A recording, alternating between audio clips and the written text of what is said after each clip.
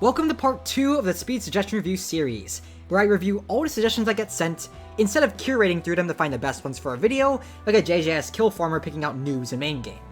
We're going to take a look at a few suggestions, explain why they suck or not, and do it all without wasting too much time. Before we start though, make sure to hit the subscribe button if you want to know more about JJS. And now, let's start reviewing. Alright, so this first suggestion is some simple Hakari variants. The first one is for reserve balls. Holding reserve balls in the air allows you to aim it and be stationary, automatically shooting after 3 seconds in the air. This seems very similar to casting a spell in Arcane Odyssey, if any of you have ever played that game, which you kind of should. It's actually not a bad game, at least for the, except until the end game. It doesn't really have much end game content right now, but that's off topic. This is basically just like casting a spell in Arcane Odyssey. You can hold it in the air and aim it. The only problem I have with this is two things. One, it's not canon, and while I hate the argument of canon in the game balance and stuff like that, like, oh, this character never did that, so why does he do it here? Because, like, let Z be creative with stuff. This is way too much of a stretch. Like, nothing Hakari ever did in Jujutsu Kaisen ever suggests that he could magically get the ability to float in the air. Like, he never got wings, he never learned how to do that whole Soul Reaper thing from Bleach where they step on the air or something. No, so this doesn't make sense. And while I, again, don't like the canon argument, in this case there's, like, no justification for it. So, one problem with that. The other problem is that, like, why add an air stall? I feel like this could be used for a lot of cheese. Like, you could jump off the building, and then your opponent jumps after you, pop this, and now you're floating in the air, and like you just shook them off your tail. Like, I don't like the idea of the air stall just generally, because it feels like it would interrupt the flow of the fight. Unless you could still hit someone in the air, but then at that case, the move would suck. And also, reserve balls is blockable anyways, so there's no point in having this whole 3-second period, because if they notice that you're in the air with reserve balls, the opponent can just react, press your F key, and voila, they can no longer hit you at all. Or I mean, you can no longer hit them at all. So it's a pretty useless idea to have that whole 3 seconds thing. Now, I wouldn't mind if there was some variant where you just jump in the air and that would allow you to mouse aim it instead of it aiming in the direction of your character. I think that would actually be decent. But that whole 3 seconds in the air thing, not a good idea. One, because it makes the move, well, not makes the move useless, but it makes the reserve ball as part of the move useless, and it'd only be used for cheese. As for the other one, this is for a Shutter Doors variant. Holding Shutter Doors will turn it into a platform that cannot be affected by gravity, so it can be useful for getting to buildings and such. This lasts for 5 seconds before going away. They made a little flip-a-clip animation for it, which is right here, and actually, speaking honestly, this is a great idea. It wouldn't upset Hakari's balance at all. There isn't that much overpowered usage for it that I can think of. There's probably some tech you could use, but nothing that I'd consider to be ridiculously broken or cheese. And this is just something fun you could do with Hakari. Like, it's an extra option for him that would actually be fun to use. So this specific suggestion, the second variant on Shutter Doors that gives you a platform, actually gets my seal of approval because I could see this being really fun for the game. And you can't use this to, like, escape your opponent for free either, because it's kind of like the Jet Striker platforms in Deep Oaken where your opponent can use them too. So you're not able to use this to, like, run away from someone since they can also use this platform that you just made to catch up to you. It's a legitimately great idea. Great job with this one, honestly. Alright, next idea I'm going to review, more Binding Vows, because I generally find those kind of fun. First thing is Binding Vow breaking. By pressing R and T, you break your Binding Vow, losing both the upsides and downside. Upon breaking it, you lose 50 HP. That's terrible, no reason to do that. You're basically sacrificing 50 HP for nothing. Like, at least with the Binding Vows, there's an upside and a downside. There's no reason to break your Binding Vow here, unless maybe it was like, never again, and breaking it gave you all of your moves back, which would be semi-worth it if your opponent was complete ass at the game and they couldn't even touch you if you had your moves, but it's still just not a great idea. There's no reason to do this, unless, like, it's just losing 50 HP for nothing, which is worse than any Binding Vow in the game. Just keep that in mind. Like, all the Binding Vows give you, like, some upside. This is just negative 50 HP. Think of it that way. It's terrible. As for the other one, it is There May Only Be One, which is 2v2 exclusive. You get 20% more... As for the other Binding Vow thing, it is 20% more damage. No. As for the other Binding Vow thing, it is called There May Only Be One. That's 20% more damage flat out, but if you hit multiple people within a 5-second period, you instantly take 30 damage. Now, I gotta say this idea kinda sucks. The reason being that if you know your opponent took it, then you can really easily counterplay this by just having someone else jump them. It's a pretty bad Binding Vow. I think it's an interesting idea, but balance-wise, I feel like this thing would just suck to use. No one would want to use this. As for same level, you disable your enemy awakening, and you disable your awakening. This is also a bad idea. How would this even work? Like, there are Binding Vows in the game, like True Love, that are entirely contingent upon awakening. And if you use this, then you're just invalidating those Binding Vows. It doesn't make sense. I mean, balance-wise, this would be really good on characters like Choso or Todo, but again, like, this is not a great Binding Vow idea.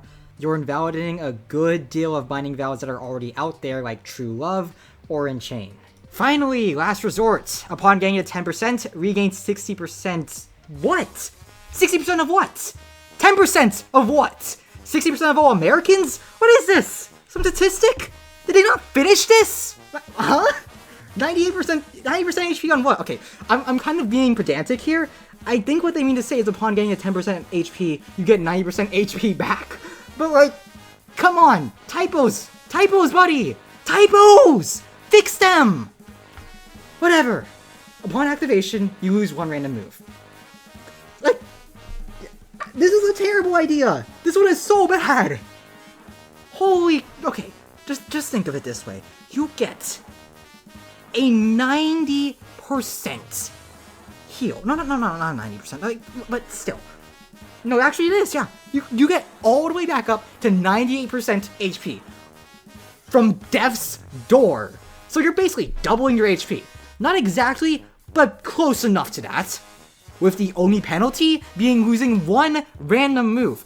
Bro, never again can take away all of your moves and leave you with just M1s. And you're saying you get to double your HP with no penalty before you die, actually. There's no penalty until you activate this thing, which is broken as hell. And once you activate it, you're back to basically full HP. Oh, but your only penalty, oh my god, guys, you lost one move. Like, come on, that's barely a penalty for something this good. This is a legitimately awful idea. I don't... No, this sucks. Gosh. Finally, let's look at 0.2 domains by Rotberg. Now, let's start with the idea. When using a domain, and a domain expansion card is on screen, you can press R to instead turn it into a 0.2 variant, a domain that breaks instantly, but applies a different effect. So, for the first idea they have, the first is for the strongest, aka Gojo. Upon using the 0.2 variant, instead of stunning everybody in place, it takes away the use of moves, dashes, and severely decreases movement speed, but it lasts for 2 times longer than the usual domain. So if you take away the use of moves, dashes, and decreasing movement speed, the only thing that person's going to be left with is blocking and M1s. And if that's the only thing they have left, then that does basically make them a punching bag against Gojo. The reason being, Hollow Purple and Lapse Blue are both range moves, so there's nothing you can do with M1s. You can't even get to the range to actually attack the Gojo in that case. And you'd be able to pummel them with Hollow Purple since they can't side dash to dodge it, as well as Lapse Blue because, well, they're in that range where you can hit them from, and there's nothing you can do about it. So, yeah, this would be really powerful. It's basically just Gojo's domain, except it, instead of making them a punching bag, it makes them a punching bag for your moves. So you're not able to do your M1s and stuff, but you get more of the time. Now, if it makes a domain break instantly, I'm assuming that means it's just faster, and I feel like this kind of version is kind of just better. Like, if I'm being honest, this would just be a better version for any one-on-one fight. You can make the argument that in a group fight, the normal version of Gojo's domain would be better than this, but in any one-on-one fight, all you really need is to use something like this and then Hollow Purple plus Lapse Blue and they'd be dead. So this is kind of just better. I think the 2 times longer than the actual domain thing is overkill in that sense, so yeah. The last part on it is a little overkill, but I think it's an interesting idea. As for Vessels, aka Yuji, upon using the 0.2 variant, instead of chipping at health gradually, it applies an instant burst of damage to anybody in domain range, so just an AoE version of World Cutting Slash. Now, if this does the same damage as Ward Cutting Slash, that's just broken as hell, kinda? Because Ward Cutting Slash is practically a one-shot. They don't specify the damage, which I think is a good thing. With suggestions that specify damage, you either gotta make sure you know how damage in JJS is relative to other moves, or you gotta, like, just leave it open, and if they don't know the damage numbers, then leaving it open is better. But yeah, it shouldn't be that high, because that's a little bit broken. However, the fact that it does the whole thing where more people equals less damage thing does mean that it's a little bit balanced in team fights, so you can't just pop this and kill a bunch of people instantly. Whereas with Sukuna's normal domain, you land once Fuga and then use domain and they're all dead. So yeah, this one's actually kind of balanced. It is a bit of a trade-off, because Sukuna's domain has a lot of easy ways to confirm it, and is also a guaranteed death, while this thing is easier to land, but isn't guaranteed death. So I like this idea here. It's an interesting one, and I think it actually is a balanced trade-off. As for Mahito's, when you use the 0.2 variant, instead of putting everybody in a game of tag, you instead play a game of chance. I hate that. I don't like RNG. Like a coin toss, Olympus Company. If it lands one side, somebody will be transfigured. If it lands on the other side, they live. The coin flip is done for everybody in the domain range. To be honest, I don't like this idea because it's pure RNG. Like, come on. Why does it all have to be contingent upon RNG with this one? There's not really anything that fun about RNG. I get that it's a whole gamble where you're trading off your domain expansion for the chance to do something like this, but generally I don't like the idea of RNG, because, like, it isn't really fun in this case. Say you use this thing and your opponent dies, now they, like, feel screwed over because they got hit by something that they couldn't do anything against. They died purely because of chance. And say you screw up, well, it is kind of your fault, but you also lost the match because, or well, your domain expansion, not necessarily the match, because of bad RNG. I don't really like RNG in this case because it plays way too much of a role in deciding whether someone lives or dies. That's not really my favorite idea for this, and there's definitely a better way to do this 0.2 second domain expansion. Final one is Hakari. Upon using it, nothing happens besides the domain breaking, but when popping your next ult, the first roll will be guaranteed to be a jackpot. However, if you die, the automatic luck will be cancelled, and so they say have fun being manhunted. Honestly, this one sucks. Like, not in the idea way, I guess. It's creative, sort of. But balance-wise, this is terrible. Like, you're trading your entire ultimate, and you have to get it again without dying, by the way. That is not an easy conditional to make at all, because in a lot of ranked matches, you usually go through, like, at least one life, against a good player at the very least, until you get your ult. So, this basically makes this thing useless. You're giving up your entire awakening, and then you have to get it again just for a guaranteed jackpot, which isn't even that hard, because you already have Pity Jackpot in the game. So, it's a lot safer to just use your domain in a corner, roll for Pity, get Pity, and then boom. Now you have your ultimate. Rather than do this whole thing where you get your ultimate twice without dying, by the way, to get a guaranteed chance. It's really bad. This one is kind of ass. I'm sorry to say it. This is a very bad idea. Because it's just straight up useless. There's no reason you'd go for this. It's not even gambling. There's no gambling here. You're just, well, kind of gambling. You're gambling that your opponent's stupid enough that they can't kill you in however long it takes to get your ult. But yeah, no, this one's really bad. But generally, I think the idea is interesting.